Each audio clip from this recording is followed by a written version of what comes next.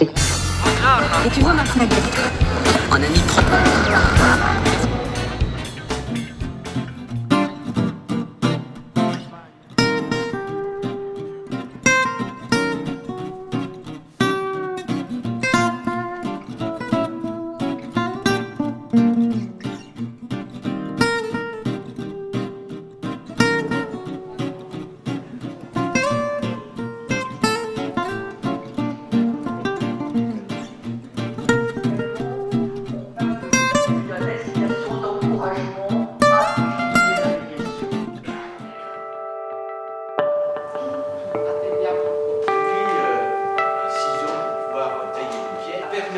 La médiation en Europe, une perspective française. Comme les autres pays européens, nous avons, par une ordonnance du 17 novembre 2011, transposé la directive européenne sur la médiation dans certaines matières civiles et commerciales. Donc avec d'excellents intervenants de l'université de Turin et de l'université Jean Moulin de Lyon, nous avons fait une étude comparative des différentes manières dont les pays de l'Union européenne ont transposé la directive. Nous avons ensuite abordé ensemble la nécessité de la formation des médiateurs pour participer à notre manière à ce discours absolument indispensable, notamment en direction des avocats, selon lequel l'exercice de la médiation est une vraie spécialité qui nécessite un savoir-faire qui n'est pas inné, mais qui est acquis par l'apprentissage d'un certain nombre de techniques spécifiques.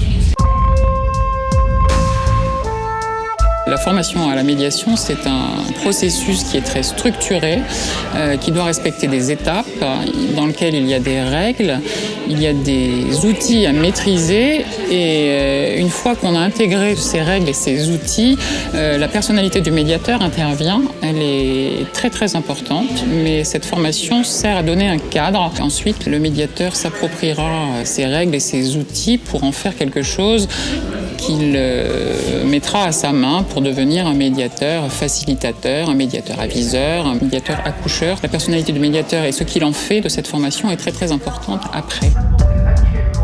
Ce que l'on peut voir au travers de cette formation, c'est que c'est une technique de communication qui peut servir dans tout exercice professionnel, dans toute négociation et même dans la vie quotidienne en fait. On ne prescrit pas la médiation si on ne la connaît pas. Donc au niveau des acteurs judiciaires comme les magistrats et les avocats, ils ne peuvent pas prescrire une médiation s'ils ne la connaissent pas. Ils ne peuvent pas concevoir, s'ils ne connaissent pas ni le régime, ni la structure, ni le processus de médiation, l'utilité de ce mode alternatif de résolution des conflits. C'est pour ça que la formation et la sensibilisation de ces acteurs judiciaires est très très importante.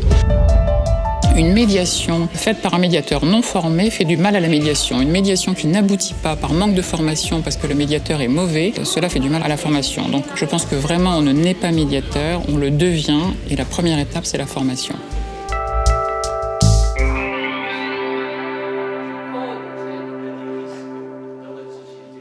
Nous avons eu également l'occasion d'échanger avec le président Gaget, qui préside la première chambre de la Cour d'appel de Lyon, sur les rapports des juges avec la médiation et les projets, notamment en France, de développer la médiation comme une véritable alternative.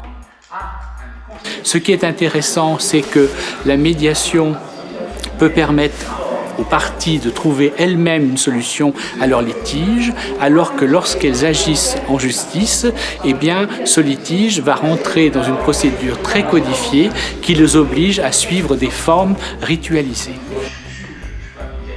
L'intérêt de la médiation, c'est que c'est un système de justice douce qui permet aux citoyens de se rendre justice entre eux. L'avantage de la médiation, c'est peut-être son coût. Cet intérêt n'est pas négligeable dans la mesure où le coût de la justice est un problème dans toute l'Europe. Le procès demande du temps et des formes.